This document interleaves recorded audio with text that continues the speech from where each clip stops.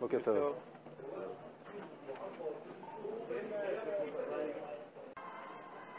נכנסנו להר וכבר אנחנו שומעים את קבלת הפנים, דבר שלא היה בעבר. לא היה בעבר, כמי שעולה להר כ10 או 15 שנה לפחות. המצב היום הרבה יותר גרוע, יש הידרדרות לאומנית. כל המקוננות הללו, כפי שמכנות את עצמן, זהו טריק חדש של התנועה האסלאמית,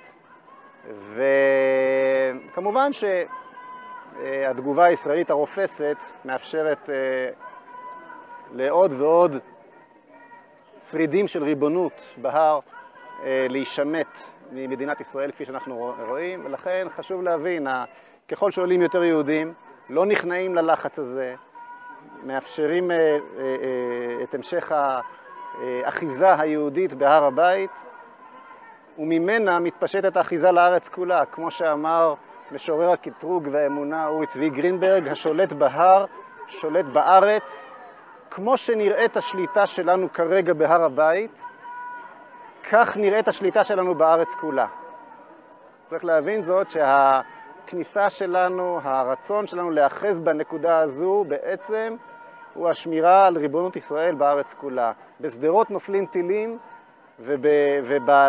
ומטענים בצפון, והלגיטימציה הקיומית של מדינת ישראל בעולם כולו, הכל נובע מן המקום הזה.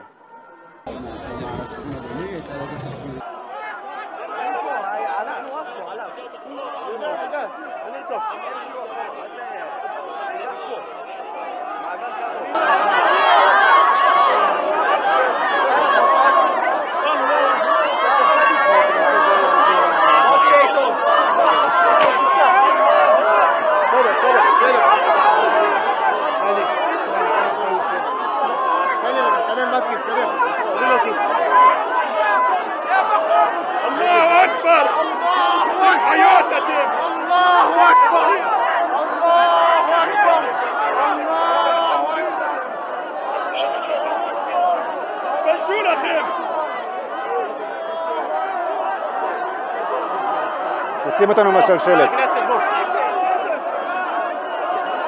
תגל, יהיו פה, חציצה. בוא חבר הכנסת, בוא איתי מפה בבקשה.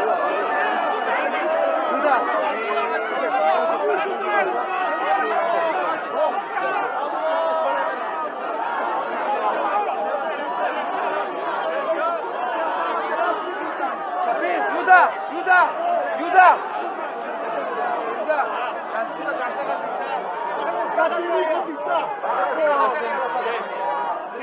אבי, תשמע, אני מבין שאתה רוצה לקצר, אני רוצה לקצר דרך הרמה. אני לא מאשר את זה בשלב הזה. מה? לא, כי אחרת זאת קנייה מוחלטת.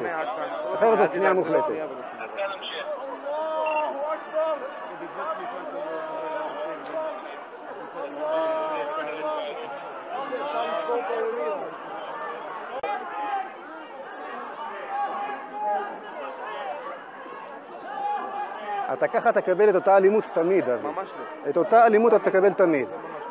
ודאי. יש לך פה מספיק כוחות כדי להרגיע את המצב. יש פה עניין שלא להסכים את המצב, בסדר, זה דברים שהם גם מעבר להר הבית.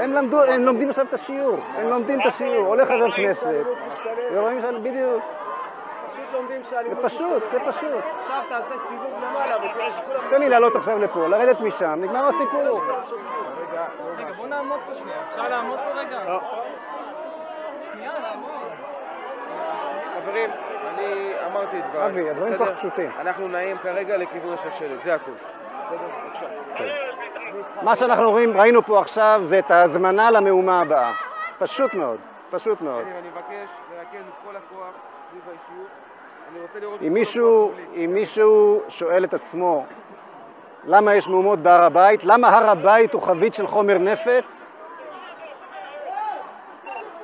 אם מישהו שואל את עצמו למה הר הבית הוא חבית של חומר נפץ, קיבל עכשיו את התשובה. דוד 2, דוד 1.